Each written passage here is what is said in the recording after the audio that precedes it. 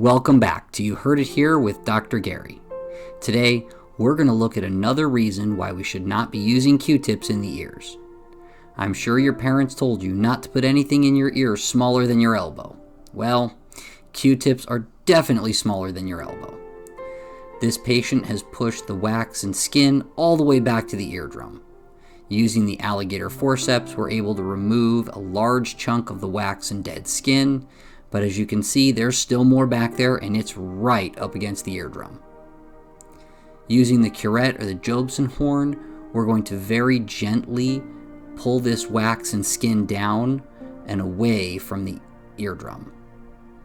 Let's see what we get. As you can see, it seems to have broken, so there's still more back there. As we look, we can see both above and below that wax and dead skin. One more time with the curette, we should be able to pull everything away from the eardrum, providing much needed relief from the patient for the oral fullness that they're experiencing.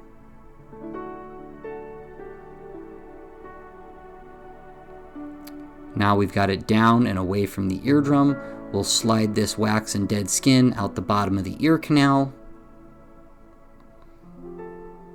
And that gives us a very good view of the eardrum.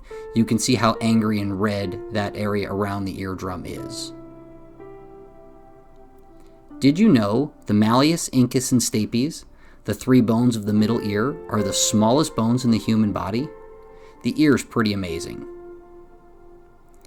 One more time, we're going to take a look at this patient's other ear, and we can see not nearly as much wax, just a little bit along the bottom here. If you like these wax removal videos, please take a moment to like and subscribe.